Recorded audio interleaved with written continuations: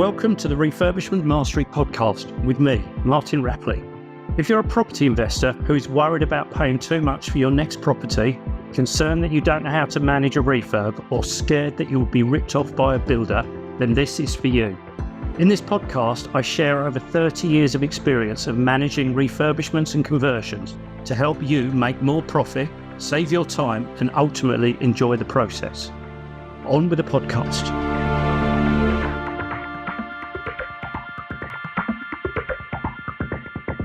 In this week's episode, I'm going to talk to you about architects and planning consultants. And this has come about because actually I was taking part in an interview recently where I was asked to explain when each are needed, why we can do some projects with only one or the other, and why then on other projects sometimes we need both of them.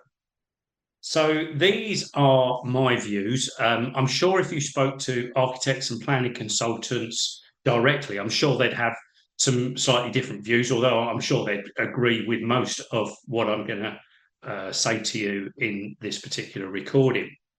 So we need to start off by understanding exactly what each role is. So exactly what each person brings to the table, as it were. So architects they're really good at concept, they're really good at space planning, they'll help you get the most from the building as far as how do we get more flats from our big commercial building that we're converting, or how do we get a good extension onto the existing building that fits around what we've currently got. They've got an understanding of light. And so where is the best place to put windows? What are the best dimensions of windows? And in connection with all of that, they're really good at understanding the aesthetics. So what is this property going to look like when the works are finished? And that's from an external aspect and also from an internal aspect. And different architects, depending on their expertise, depending on their experience, will bring different extents of all of that to the table. So architects, true architects, members of the Royal Institute of British Architects, will have done, I think it's 7 years of training to become an architect. It's a long training process. And so full members of the RIBA are allowed to call themselves architects. And by and large, there's nothing wrong with any of us working with architects that have done 7 years of training. But in many ways, and certainly in a lot of cases, you're going to find that those architects are really overqualified for what you need. That's not to say you shouldn't work with them. And I work with some very good architects. And you get what you pay for, as with everything. So I'm not saying don't work with them, but some of them are definitely going to be beyond what some of us need. Some of them are also going to specialize in different elements of construction. So they may not actually know residential. So you will find architects that specialize in leisure facilities, leisure centres and sports halls and things like that. You'll find architects that specialise in hospital and care. You'll find architects that specialise in education and things like that. Those are definitely going to be the wrong architects for us. Whatever happens, we need architects that specialise in residential properties by and large, or mixed properties. And of course, there's probably more of them around because there's more residential demand than there is in those other specialists. Along the way, a lot of people start training to be architects, and they drop out of the training partway through, really because they've got to a level where actually they've got the skills they need. They've got business normally at that point, and they don't have a desire to go on and carry on learning for a few more years. Those architects, in theory, they can't call themselves architects. I believe you'll find some that do, but in theory they can't. You're going to find them called architectural technologists, architectural technicians, maybe draftsmen, draftswomen, draftspeople. You're gonna find those kinds of terms. Those are people that are invariably some qualified, partially qualified, and in theory, and in most cases, can probably do what you need.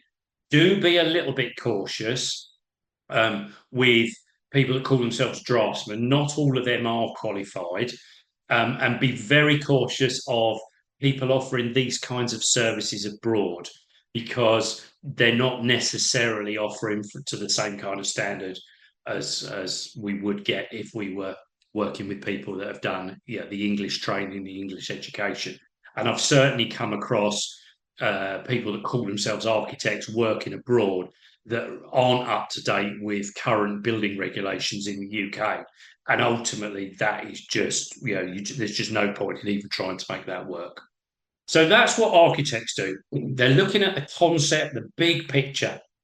How do we take this big house and reconfigure it into 3 flats? How do we take this office building and reconfigure it into flats? How do we take this commercial unit and extend it in such a way that we can get some additional space without compromising the existing layout and without making it feel like a long, skinny tunnel or something like that? That's what architects are really, really good at doing for you. As part of architectural training, they will understand a large element of planning, um, but nowhere near as much as planning consultants. So, on the other hand, what planning consultants bring to the table is a much better understanding of planning. It's in their title, it's what they do. They understand the local plan. What is your local authority wanting to build? What are they particularly looking for? What are they less excited about? What legislation's coming up soon that may put some restrictions in there, and things like that. Planning consultants will get into the detail of that kind of information. And that kind of information, to a certain extent, comes from the committee meetings that are held on a regular basis to hear other planning applications. The planning consultants will go through the minutes of those meetings, reading them to understand where the local authority are steering their interest at the moment as well. So, whereas architects, generally, and I'm being very general about both roles here, but architects generally won't get into that kind of detail. Planning consultants are very much, a desk-based, office-based provision, whereas architects that not quite maybe working on a desk at a computer, CADing things up.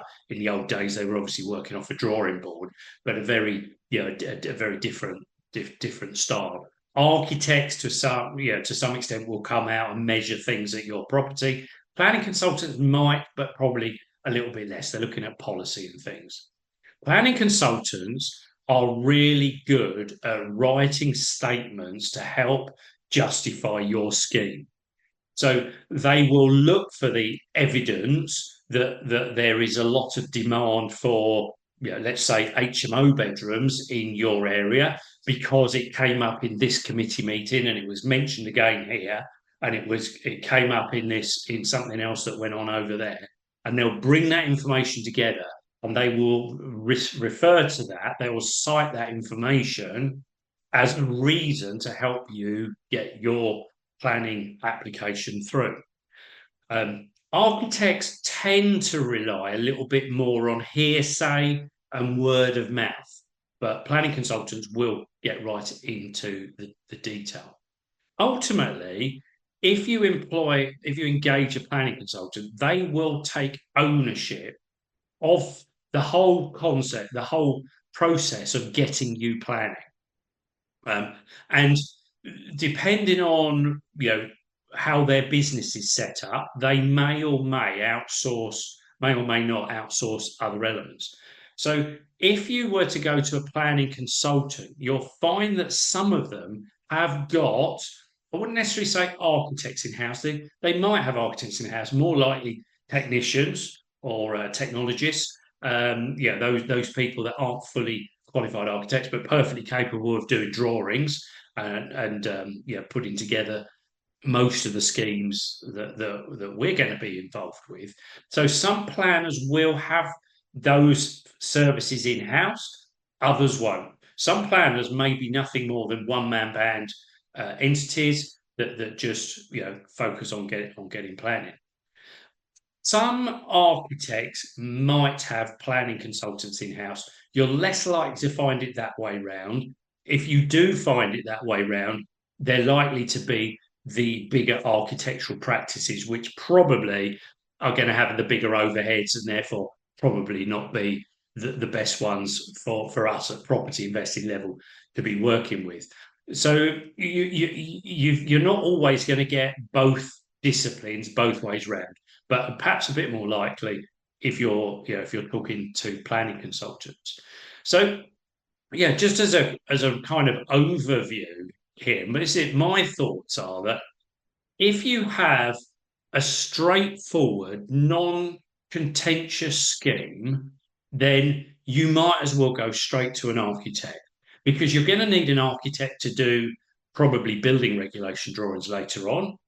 And if there's nothing contentious about it, let's say that you're building an extension on the back or side of a property, that might well be permitted development, but it might not be. It might be that you want to introduce an extra window or something like that, or modify some of the existing property as part of that. It's probably not contentious in most areas, so you just really need an architect that can put that scheme together.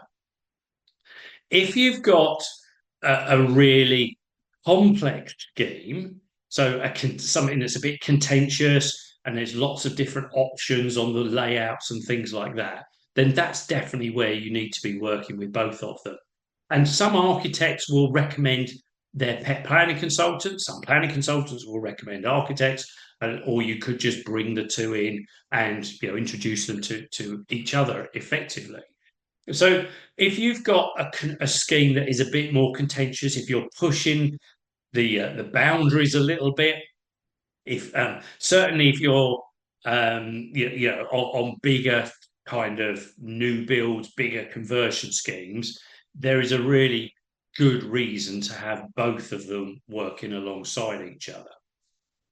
And then the third option is if you just need to regularize planning on something you've already got or make a minor amendment to something you've already got.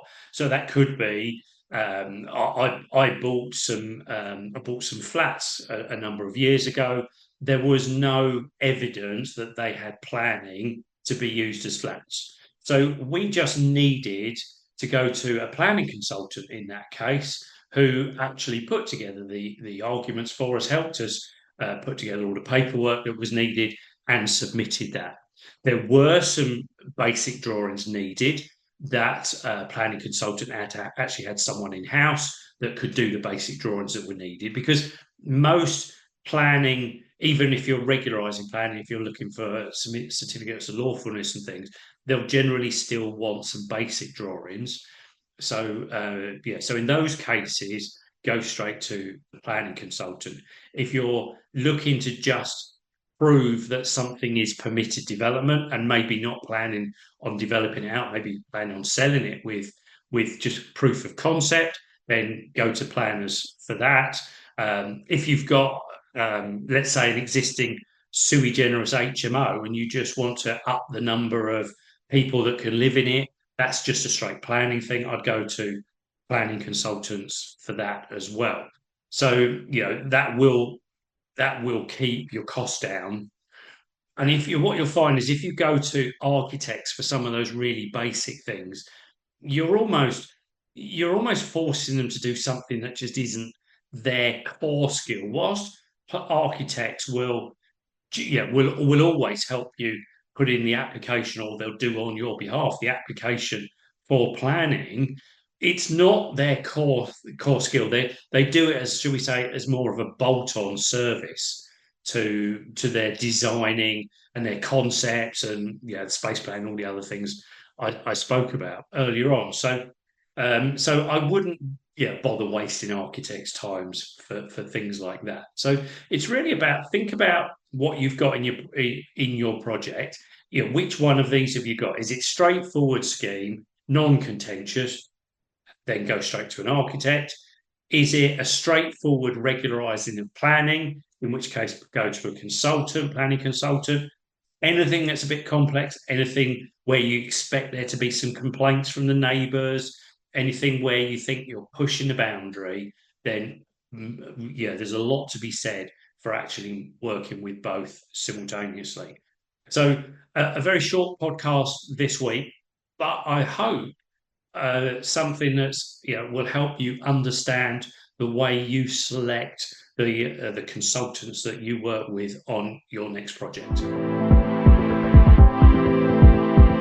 Thanks for listening to this podcast. Please do like, share and leave a comment where you can. If you need any guidance or advice with anything to do with your refurbishments or conversions, then don't hesitate to reach out. You can book a free call with me by clicking on the link at the top of my website, refurbishmentmastery.com. There's other ways you can contact me in the show notes as well. I look forward to speaking to you again soon.